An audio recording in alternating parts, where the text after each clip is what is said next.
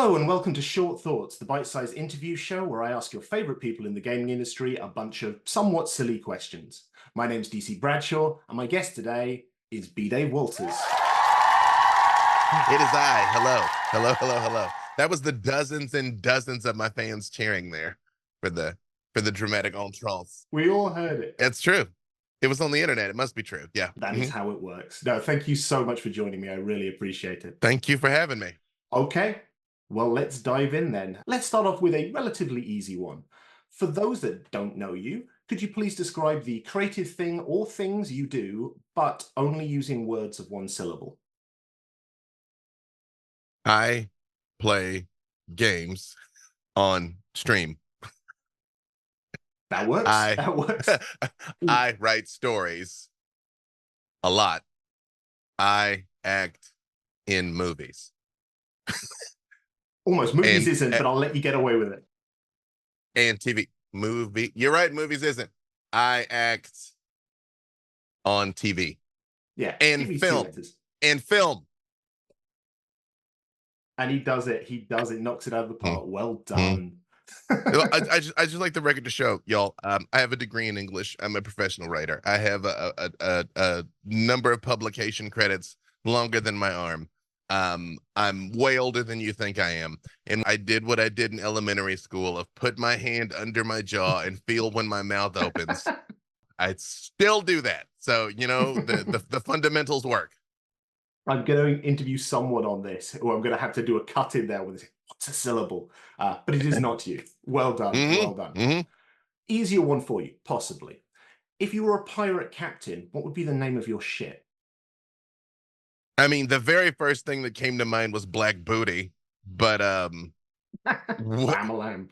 but what it would, I mean, it's not Black Booty, but let me see. Probably the Grim Tide. That works as well. Well, it sounds like you've got, you know, one for day-to-day piracy and one for, you know, after dark Saturday night piracy, you know. Sure. Well, there's the ship name and then there's my pirate name, if you know what I'm saying. So, yeah, right. Yeah. I like it. I like it. Okay. Number 3, what's your favorite mindless fun popcorn movie? Doesn't have to be good. It's just a lot of mindless fun. 300 is my favorite movie. And I don't try and defend it like on its merits at all. You know what I mean? Because people try to be like, well, what about this? I'm like, let me just stop you right there. Let me stop you right there. Cool action, tough guys. Yeah. So 300. Also, I'd say Star Wars Episode 3 is my favorite Star Wars movie. It is not the best Star Wars movie, and I don't try and defend it as such, but it is my favorite. If you could have a miniature version of a mythological or fantasy creature as a pet, what would it be? A little red dragon, an evil little red dragon, just this big and hates life, and wants to bring ruin to the worlds of men. And I'm always like, oh, Smokey, come on. You know, we talked about this. Exactly. It was like, did you melt their keys, Smokey? You know what I mean? Yeah. Yeah. What would his little hoard be? Like a pile of pennies. You know, just snuggling up in a little pile of pennies. Have you ever seen that video of it was a ferret and it just had babies and it like brings the human, it's like pulling the human by the hand over to see the babies, but it doesn't want the human to touch the babies. It's like, look at my babies, and it goes to pet them and it's like, no, don't touch the babies, but like see the babies. Yeah, I feel like it'd be like that. Like it always like very proudly wants you to see the, like, you know, 76 cents of pennies, but like under no circumstances are you supposed to interact with said pennies. And you can't even just like give it to him straight out. You have to like leave pennies around the house that he can acquire. Yeah. Hoards them, takes them back, and now he's got 77. It's a big day. And he knows it's 77. Yeah. Absolutely. What's your favorite swear word or phrase that's not actually swearing? I mean, frack from Battlestar Galactica gets a lot of yards. I'm a big believer in what. You can hear the double take in that.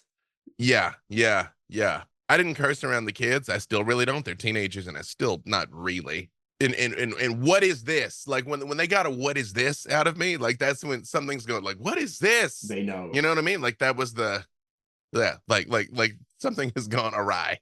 Absolutely. I think frack is a good one. I think there was a time I remember I must have seen Battlestar after Farscape, but they had Frel in Farscape. But Frack sounds better because it sounds closer to the other word, but it rolls off the tongue better. Gorang got a lot of use out of Ah, Firefly for a while, but that's a real Chinese curse word. So pending the context in which you use it, like you well, could have some other quite. problems. Yeah. So Got to be careful on that one. Okay.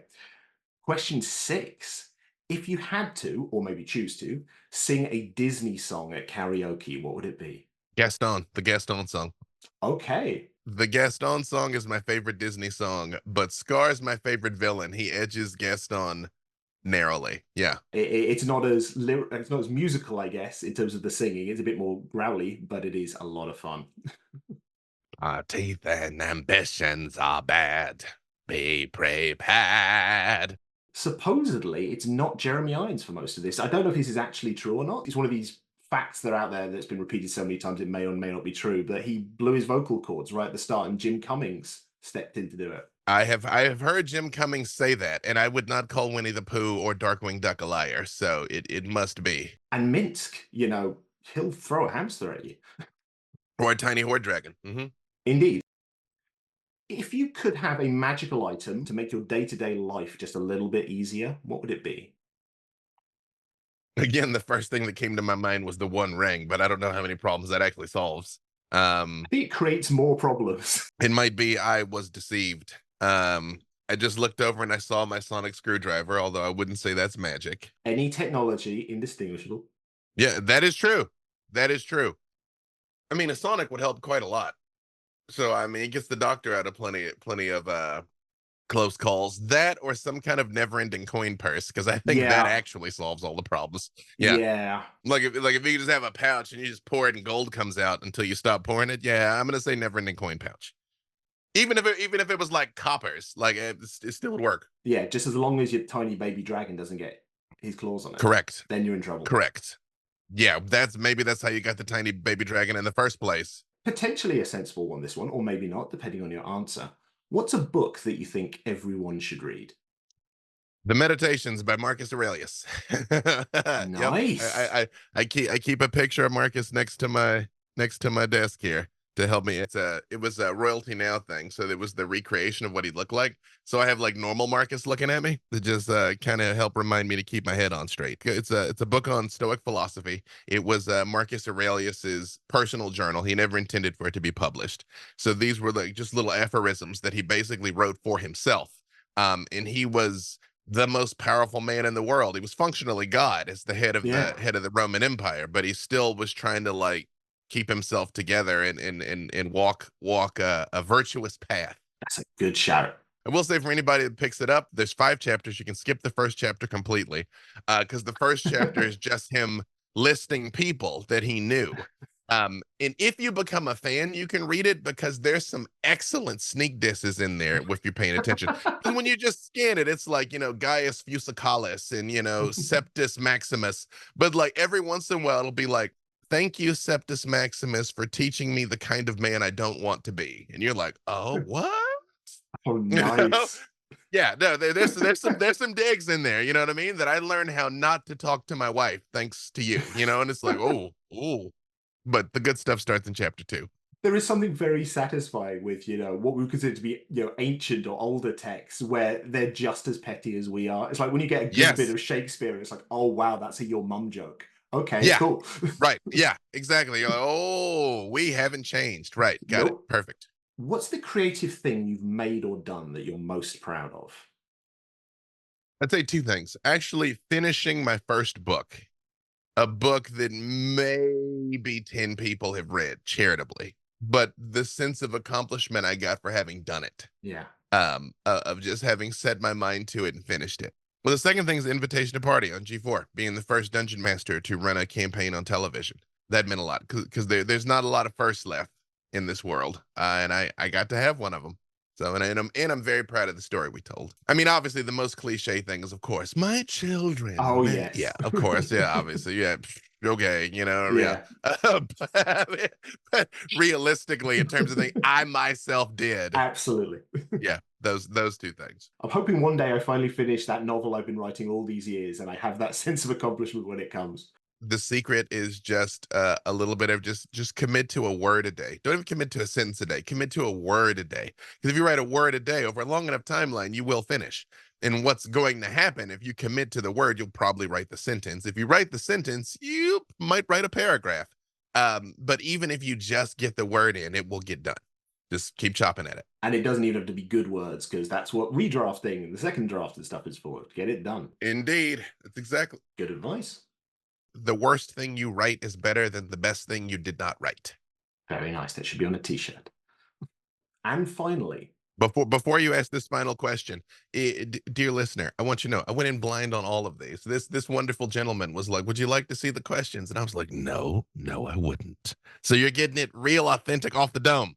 which Yeah, is nothing against anyone who may choose to look at the questions, but you've sure. done a stellar job with some tricky ones. Yeah, I'm looking down at the people that choose to look at the questions. You guys, look at this. Look at this thing. Come. Yeah, that's true. Oh, that's true. There's no wrong way to prepare. There's no wrong way to express yourself. Absolutely.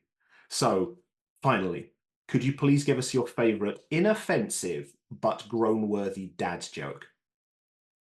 It's funny after all of this hubris of saying that I wouldn't prepare, and then now that you say it to me, my voluminous knowledge of dad jokes has all but evaporated. I am more of a pun guy than a dad joke guy. I'll accept a pun. A good pun is its own reword. See, here's the first thing that came to mind, and unfortunately, it doesn't really work as a joke. It works better as a visual thing, because it's like, why can you not tell Batman knock knock jokes?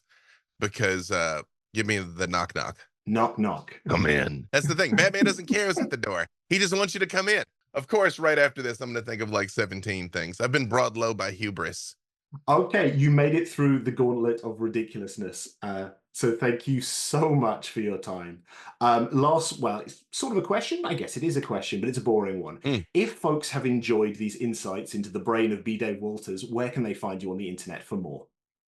You can find me all over the interwebs, wherever fine streaming content can be located. I'm at B. Dave Walters everywhere on every platform. And I have courses where I teach you how to write, how to play games at a high level, how to run games at a high level, or how to design TTRPG content at my website, theundisputedacademy.com. Since we're among friends, I'll give you a discount code. You can use code 14day50. Get 50% off anything you find there. Don't tell nobodies, though.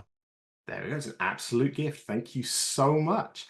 And thank you out there for watching and or listening to this. I'm DC Bradshaw, and this has been Short Thoughts with B. Dave Walters. Hope you have an amazing day. Take care.